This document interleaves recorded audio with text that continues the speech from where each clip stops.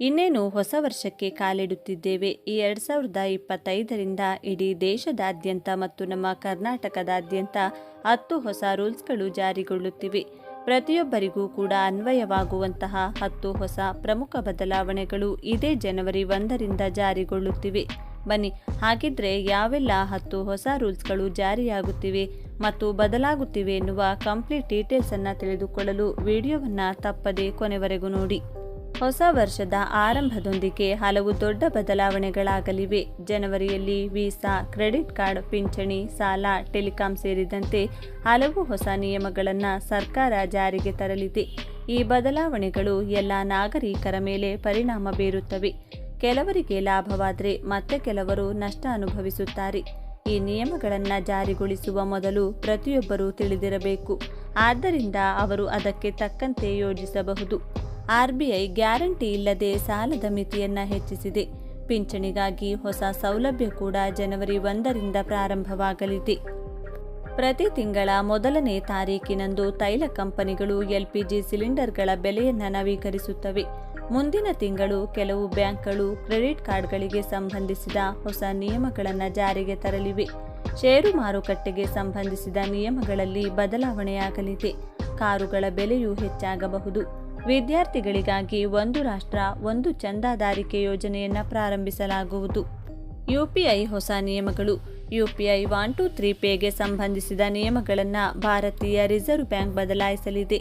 ಪಾವತಿಯ ಮಿತಿಯನ್ನು ದ್ವಿಗುಣಗೊಳಿಸಲಾಗಿದೆ. ಈಗ ಗ್ರಾಹಕರು ಕೇವಲ 5,000 ರೂಪಾಯಿಗಳಲ್ಲದೆ 10,000 ರೂಪಾಯಿವರೆಗೆ ಇಂಟರ್ನೆಟ್ ಇಲ್ಲದೆ ವಹಿವಾಟು ನಡೆಸಬಹುದು. ರೈತರಿಗೆ ಖಾತರಿ ಇಲ್ಲದೆ 2 ಲಕ್ಷ ರೂಪಾಯಿ. ರೈತರಿಗೆ ಖಾತರಿ ಇಲ್ಲದೆ RBI ಸಾಲದ ಮಿತಿಯನ್ನು ಹೆಚ್ಚಿಸಿದೆ. ಈಗ ಅವರಿಗೆ 1.6 ಲಕ್ಷ ರೂಪಾಯಿಯಲ್ಲ 2 ಲಕ್ಷದವರೆಗೆ ಸಾಲ ಸಿಗಲಿದೆ. ಜನವರಿ 1ರಿಂದ ಹೊಸ ನಿಯಮ ಜಾರಿಗೆ ಬರಲಿದೆ.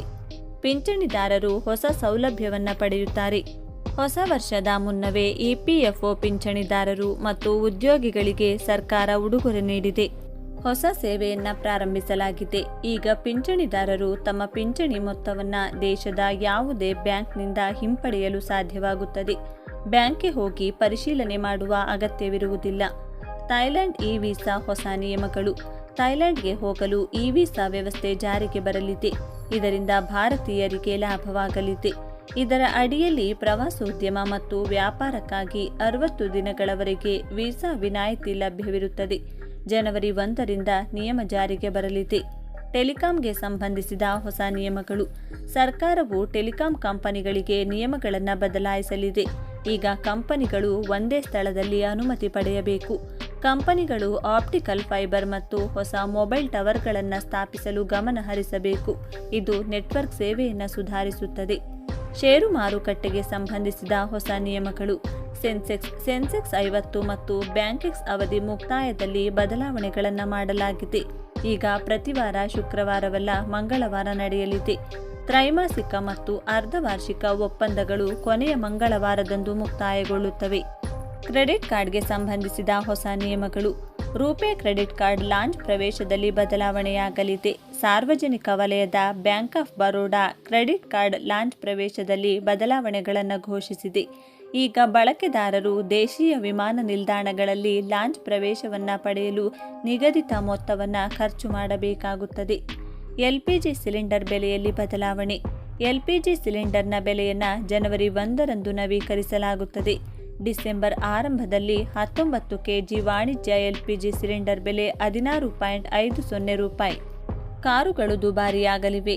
ಮಾರುತಿ ಸುಜುಕಿ, ಹ್ಯುಂಡೈ, ಟಾಟಾ, ಮಹೀಂದ್ರ ಸೇರಿದಂತೆ ಹಲವು ಕಂಪನಿಗಳು ಕಾರುಗಳ ಬೆಲೆಯನ್ನು 4% ಹೆಚ್ಚಿಸಲಿದೆ.